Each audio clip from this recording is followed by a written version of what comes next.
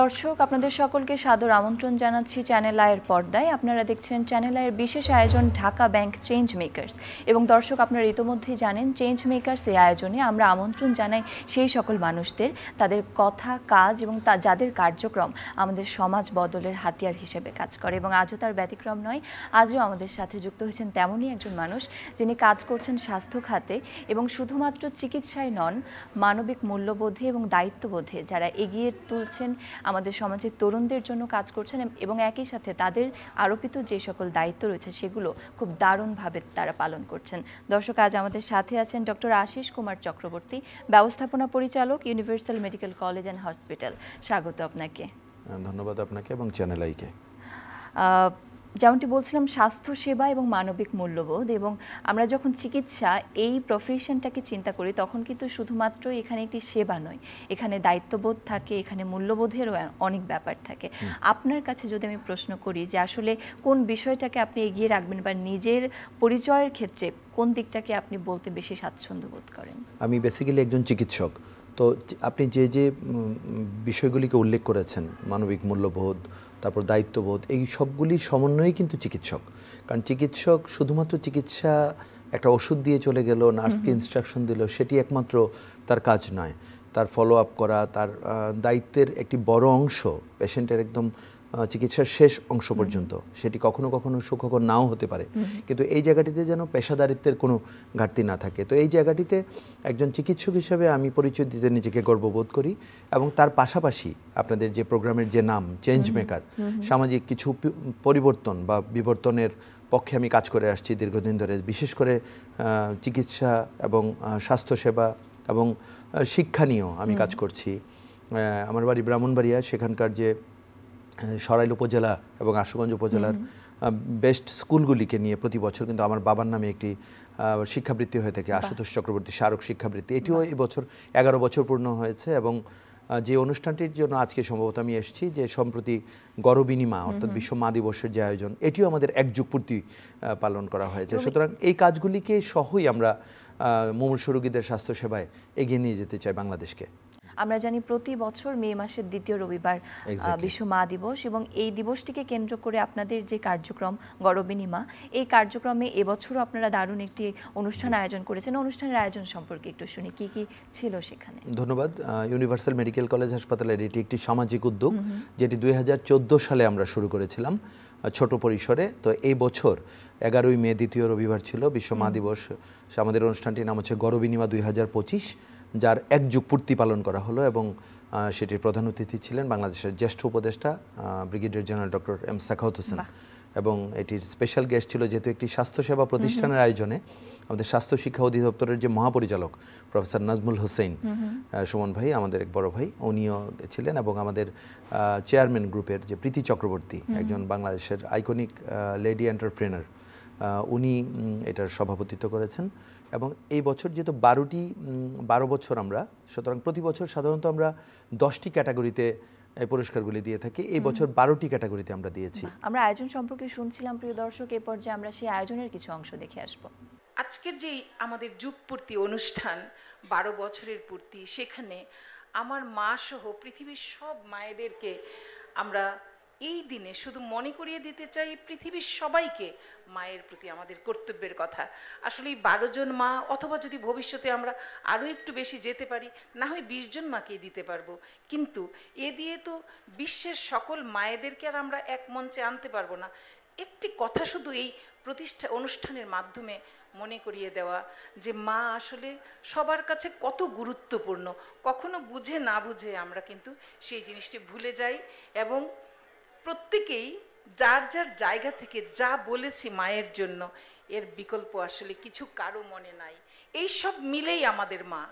আমার একটাই প্রশ্ন, যে তোমার মায়ের জন্য কি একটা দিন? একটা দিন না, মায়ের জন্য সারা জীবন। যতদিন আমরা বেঁচে থাকবো ততদিন আমি একটি আয়োজন দেখে আসলাম আমরা।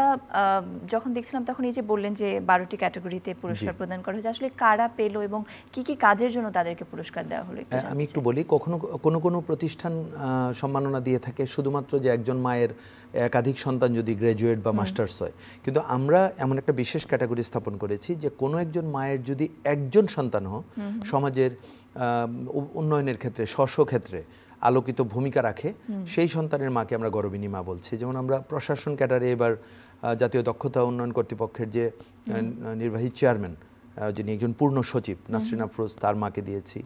আমরা আইন ও বিচার ক্যাটাগরিতে ব্রাহ্মণবাড়িয়ার নারী শিশু ট্রাইব্যুনাল 2-এর যে বিচারক রেজাউল করিম, তার মাকে দিয়েছি।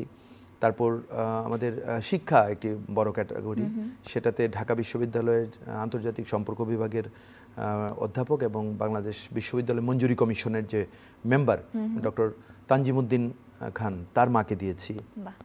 তারপর অর্থনীতিতে গুরুত্বপূর্ণ অবদান রাখার জন্য বাংলাদেশ ব্যাংকের যে নির্বাহী পরিচালক হোসনেয়ারা শিখা, তার মাকে দিয়েছি। আইন শৃঙ্খলাতে ঢাকা মেট্রোপলিটন পুলিশের একজন ডেপুটি কমিশনার কাজী নুসরাত এদিব লুনা, তার মাকে দিয়েছি।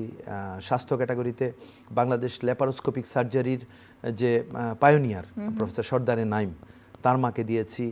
প্রকৌশল ক্যাটাগরিতে স্বনামধন্য স্ট্রাকচারাল ইঞ্জিনিয়ার এবং বাংলাদেশের যাকে হাইরাজ এক্সপার্ট বলা হয় এবং ভূমিকম্প রোধে বাংলাদেশের যে একটি নীতি নির্ধারণী পর্যায়ে রয়েছেন প্রকৌশলী সাইফুল বারী, তার মাকে দিয়েছি।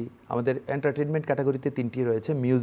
মিউজিকে এবার জাতীয় পুরস্কারপ্রাপ্ত শিল্পী দিলশাদ নাহার কণা, তার মাকে দিয়েছি। অভিনয় নারীতে দিয়েছি সুমাইয়া শিমুর মাকে, এবং পুরুষ ক্যাটাগরিতে সজল, যারা এই সময় অত্যন্ত আলোচিত এবং দীর্ঘ বর্ণাঢ্য ক্যারিয়ার রয়েছে। এবং আমাদের একটি বিশেষ ক্যাটাগরি হচ্ছে অদম্য মেধাবী, যেটি প্রথম আলো ব্র্যাক ব্যাংক ট্রাস্ট থেকে বৃত্তিপ্রাপ্ত যে বর্ষা রানী, তার মাকে, এবং আপনাদের সাংবাদিকতা ক্যাটাগরিতে বাংলা ভিশনের যে deputy head of news Mahfuz সাহেব, তার মাকে দিয়েছি। এই যে 12টা ক্যাটাগরি, প্রত্যেকেই কিন্তু তাদের ক্ষেত্রে অনেক বড় ভূমিকা রাখে। এই অনুষ্ঠানটি যখন লাইভ আমরা করি দর্শকের জন্য বা গণমাধ্যমের জন্য, সেখানে কিন্তু প্রত্যেকের জন্য একটি এভি চালানো হয় 3 থেকে 3.5 মিনিটের, এবং সেখানে সেদিন মাকে আমরা মঞ্চে বসাই মন্ত্রীর পাশে বা যিনি চিফ গেস্ট তার পাশে, আর সন্তান সেদিন যত বড় মানুষই হোক তিনি বসেন দর্শক সারিতে, অর্থাৎ সন্তান তার অনুভূতি প্রকাশ করেন সেখানে। এবং আমরা আরেকটি জিনিস বলে রাখি যে গর্বিণী মা অনুষ্ঠানে আমরা এখন পর্যন্ত কোনো মরণোত্তর সম্মাননা দেই না, কারণ আমরা চাই যে মা জীবদ্দশায় তার সন্তানের সাফল্যে সম্মানিত হন। এটি হচ্ছে আমাদের মূল প্রতিপাদ্য বিষয়। আপনি কিছু এভির কথা বলছিলেন প্রিয় দর্শক, এই পর্যায়ে আমরা সেই আয়োজনেরই প্রশংসনীয় উদ্যোগ নিয়ে কাজ করছেন, এবং এই কাজটি আসলে খুবই জরুরি, এবং আমাদের সমাজের জন্য যারা কাজ করছেন, দেশের জন্য যারা কাজ করছেন, তাদের জন্য এই স্বীকৃতি আসলে আরও একটি অনুপ্রেরণার জায়গা হয়ে দাঁড়াচ্ছে। আমরা গর্বিণী মা এই আয়োজন সম্পর্কে শুনছিলাম। এই আয়োজনে যারা পুরস্কৃত হলেন তাদের অনুভূতি বা তাদের অভিজ্ঞতা কি ছিল, কেমন ছিল একটু শুনুন। আমি একেবারে স্টুডিওতে ঢোকার আগেও আপনি দেখেছিলেন বোধহয় যে বাংলাদেশ ব্যাংকের নির্বাহী পরিচালক হোসনেয়ারা শিখা আপার সঙ্গে আমার একটা বিষয়ে কথা হচ্ছিল। তো উনি আমাকে আলোচনার শুরুতেই কিন্তু আমাদের প্রোগ্রামটা নিয়ে ভূয়সী প্রশংসা করলেন, আন্টির অনুভূতির কথা বললেন, তাদের পুরো পরিবারের যারা উপস্থিত ছিলেন সেদিন তাদের কথা বললেন। আমি আরেকজনের কথা বলতে চাই যে ব্রাহ্মণবাড়িয়ার নারী শিশুর যে দ্রুত ট্রাইব্যুনালের যে বিচারক রেজাউল করিম সাহেব, তিনি তার যে কি মানে তার যে কি উল্লাস প্রকাশ করেছেন, তার জন্য আমি দেখেছি যে তার প্রোফাইল এত রিচ, তিনি দেশে বিদেশে অনেক খ্যাতি অর্জন করেছেন। কিন্তু এই বিষয়টাতে উনি বলল যে আমি এখনও বিশ্বাস করতে পারছি না আমার জন্য আমার মা সম্মানিত হয়েছে, এবং তিনি মানে খুবই উল্লসিত। এবং আপনি যদি অনুষ্ঠানটিতে লাইভে থাকতেন তাহলে দেখতে পারতেন যে অনেক দায়িত্বশীল মানুষ, আমাদের যে প্রশাসন ক্যাটাগরিতে যিনি পেয়েছেন নাসরিন আফরোজ আপা, যিনি একজন পূর্ণ সচিব, তার বক্তব্যটা প্রত্যেকের গলা ধরে এসেছিল আমি দেখলাম। এবং তিনি তার বক্তব্যে একটি চমৎকার কথা বলেছিলেন যে বয়সে একটা মেয়ের প্রজাপতির মতো কিশোরীর মানে ঘুরে বেড়ানোর কথা, সে বয়সে সেই সময়ে তার মায়ের বিয়ে হয়ে যায় এবং সেই মা সন্তান লালন পালন করে, সেই সন্তানটি ছিলেন সেই সচিব। তাদের অনুভূতির কথা শুনছিলাম আমরা। এই পর্যায়ে একটু স্ক্রিনে সেই মানুষগুলোর কাছ থেকেই শুনতে চাই যারা পুরস্কারগুলো পেয়েছে। প্রিয় দর্শক, চলুন শুনে আসি তাদের কাছ থেকে। আজকে প্রীতি চক্রবর্তী এবং আশিস চক্রবর্তী যেভাবে মায়েদেরকে সম্মানিত করেছেন তা অতুলনীয়। 12 বছর পূর্তিতে আমি অভিনন্দন জানাই। 1971 সাল এক কিশোরী মা তার ছোট্ট শিশু সন্তানকে কাঁথায় জড়িয়ে দৌড়াচ্ছেন প্রাণ বাঁচানোর জন্য। হঠাৎ উঁচু নিচু খেতে বন্ধুর পথে ধপাস করে পড়লেন, কোকিয়ে উঠল বাচ্চাটা। মা খুলে দেখলেন বাচ্চা বেঁচে আসে তো। হ্যাঁ, সেই বাচ্চা বেঁচে ছিল এবং আজকে আপনাদের সামনে দাঁড়িয়ে কিছু কথা বলবার সুযোগ হয়েছে। যে বয়সটি প্রজাপতির মতো উড়ে বেড়ানোর, যে বয়সে কোনো চিন্তা ভাবনা থাকার কথা নয়, সেই কিশোরী বয়সে আমার মা কোনো কিছু বুঝে ওঠার আগেই বিবাহিতা এবং কোনো কিছু বোঝার আগেই সন্তানের মা হন। ছোটবেলা থেকেই দেখছি সংসারের জন্য কি কঠিন সংগ্রামিনা তিনি করছেন। স্বামী সরকারি চাকরিজীবী, আব্দুস সাত্তারের আয় খুব বেশি ছিল না, তার উপর আয়ের একটি বড় অংশ তিনি মা বাবার জন্য বাড়ি পাঠিয়ে দিতেন, বাকি টাকায় টেনে টুনে চলতো সংসার। মা একাই আসলে টেনে নিতেন। যে মাকে আমি খুঁজে পাই মাক্সিম গোর্কির মাতে নীলভনা চরিত্রে, কিংবা খুঁজে পাই আনিসুল হকের মা গেরিলা আজাদের মা যে চরিত্র সেখানে, এবং আজকে আমি হয়ে ওঠার পেছনে, কিংবা আমরা যার 5 ভাই বোন আছি, আমরা হয়ে উঠলাম সেজন্য নিশ্চিতভাবে আমার মা অনন্য ভূমিকা পালন করেছে। All that I am or I hope to be, I owe to my angel mother. আমি যা কিছু হয়েছি এবং যা কিছু হবার স্বপ্ন দেখি সব কিছুই আমার মায়ের জন্য। আমাদের যে করণীয় সেটাও আমাদের আসলে করা উচিত, যে প্রত্যেকটা সন্তান আজকে আমরা মানে ব্যস্ততার কারণে হয়তো পিতামাতার ওই রকমভাবে প্রতিদিন খোঁজ নিতে পারি না, কিন্তু আসলে আমাদের পিতামাতার খোঁজ খবর নেওয়া আমাদেরই সবচেয়ে বেশি জরুরি।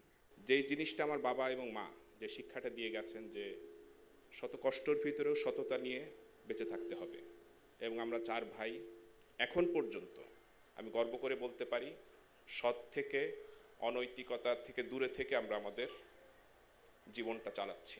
মাকে নিয়ে বেশি কথা বলার কিছু নাই, সবাই যেরকম বলছে সংগ্রামের কথা, আর প্রত্যেকটা মাই তাদের বাচ্চা জন্ম হওয়ার পর থেকে একটা সংগ্রামের মধ্যে দিয়ে আসে, যে বাচ্চাকে বড় করা, ছোট করা, সমস্ত স্যাক্রিফাইস সব কিছু মায়েরাই করেন আর কি। খুব বেশি কিছু বলতে চাই না, কারণ আসলে এটা সত্যি যে বাবা আর মা এমন একটা বিষয়, এই বিষয়ে বেশি কথা বলতে গেলে এমনি থেকে ইমোশনাল হয়ে যাবেন, এবং সেটা খুবই স্বাভাবিক।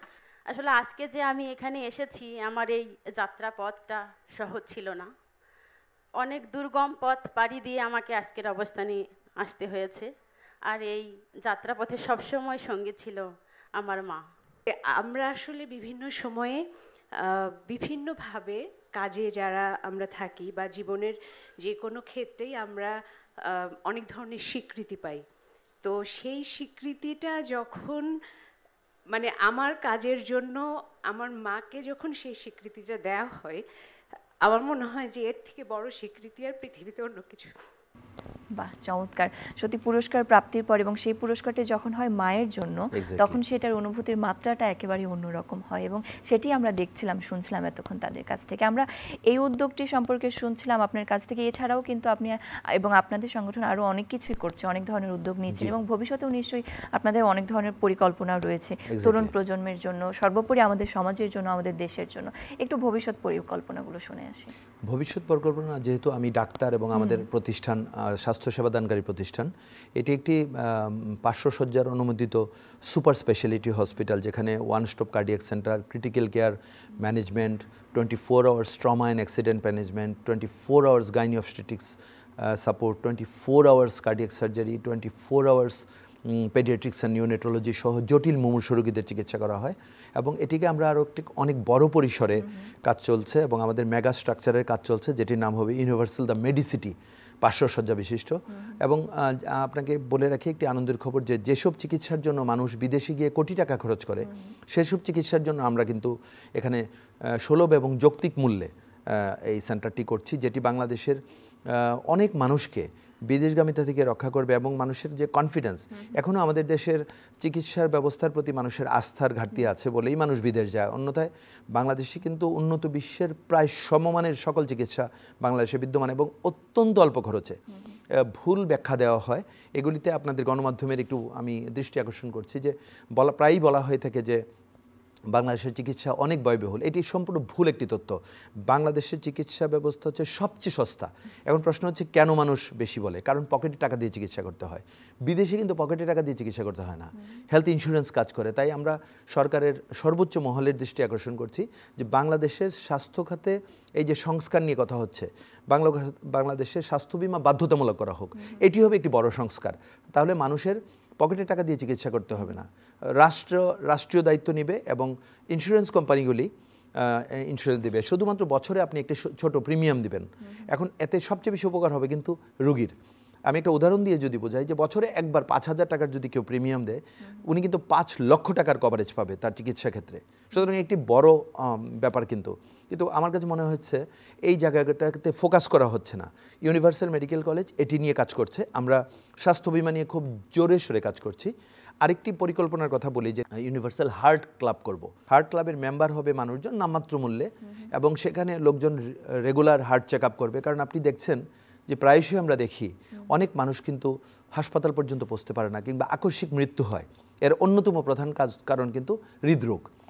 একদম এখন প্রশ্ন হচ্ছে তাহলে এটা থেকে মুক্তির উপায় কি? মুক্তির উপায় হচ্ছে রেগুলার হেলথ চেক আপ, ডাক্তারের পরামর্শে থাকা, লাইফস্টাইল নিয়ন্ত্রণ করা, এবং আমরা যে জীবনযাত্রায় রীতিমতো অভ্যস্ত এখন যে early to bed early to rise, এটি হারিয়ে গেছে, এখন উল্টোটো হয়েছে যে late to bed late to rise.